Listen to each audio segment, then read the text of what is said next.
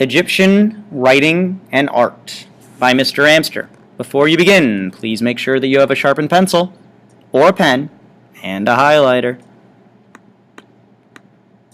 The Egyptian Written Language. Hieroglyphics is a Greek word which means sacred, hiero, inscriptions, glyphics. Sacred writing, basically. There are over 2,000 characters. And you think we have it rough with 26?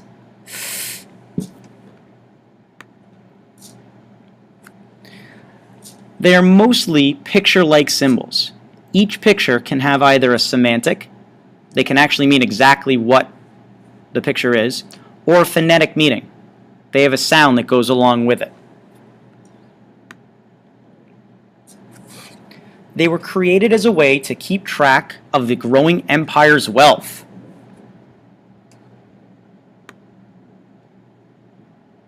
And there are two types that are similar but often mistaken for them, and they are hieratic and demonic.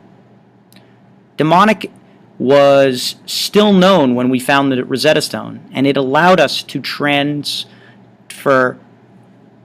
the Greek to demonic, and eventually we learned the meanings of hieroglyphics. The earliest known use was 3100 BCE, and you'll see some as high as 34. And there's a lot of talk on whether it is earlier than Sumerian cuneiform or not, but as of right now it is not. It was eventually banned in Egypt around the 4th century CE by the Christians, who thought it to be a language of demons.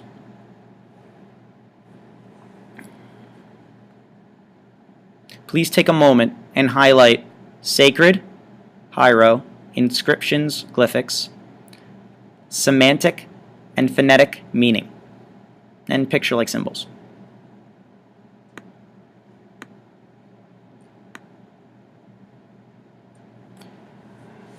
It was written on walls, stone tablets, or papyrus. In fact, the Egyptians created a type of ink that would write specifically on papyrus. Papyrus was made in about 3100 BCE, but really around the same time that they come up with the writing. It's made from the papyrus plant.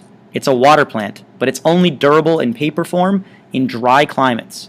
Humid or wet climates destroy it.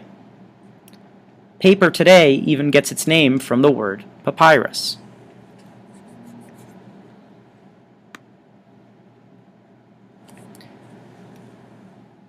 Hieroglyphics are very versatile and can be written in rows, columns, left to right, right to left, up and down and up. Confusing, huh? The trick is to pay attention to how the columns are set up, or their rows. You'll see.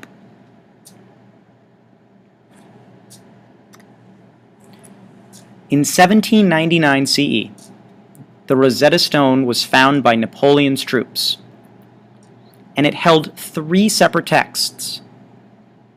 On top were hieroglyphics, then there was demonic and Greek. Demonic and Greek we could already read and translate, but the reading of the hieroglyphics allowed us by knowing the two others. They realized it was the same thing, and thus the world of hieroglyphics opened up to us, and we were able to read what was on the tombs of the great pharaohs. If you're willing, try and translate this. But before you do that, can you please highlight only durable in dry climates, papyrus, very versatile, Rosetta Stone, found by Napoleon, holds 3 separate texts. And if you want some help translating it, here's the next one. And here's an example, a simple version of how to translate hieroglyphics, although I will give you a more detailed version later. If you would like to try to solve it, please pause the video. Otherwise, we're going to keep going. Egyptian art. Egyptian art from all of the time periods follows the concept known as frontalism, which means that the head of the character is always drawn in profile, or a side view, while the body is seen from the front. This is thought to be the best view from their perspective.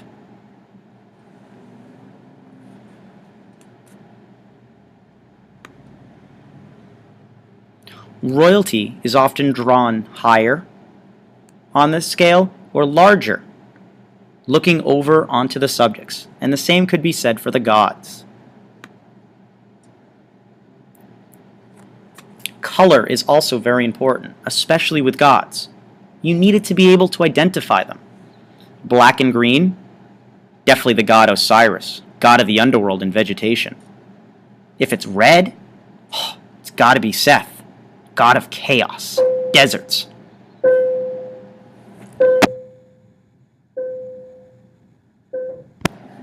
Pardon me. Blue, the sky, reflected in the Nile to represent divinity. Now, this is where it gets kind of interesting.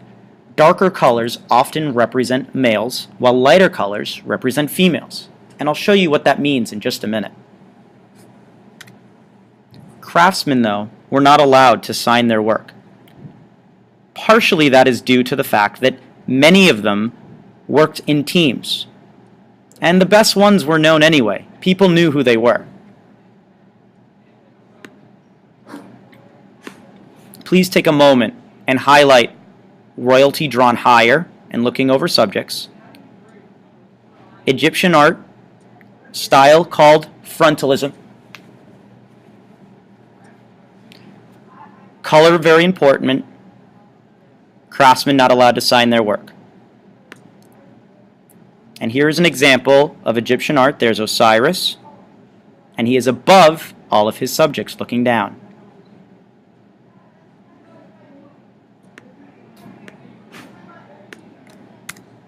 And here you can see a male and a female, with the hieroglyphics telling the story above it. Here is again the Narmer palette that you learned about earlier. Notice how Narmer is above everybody else? The end.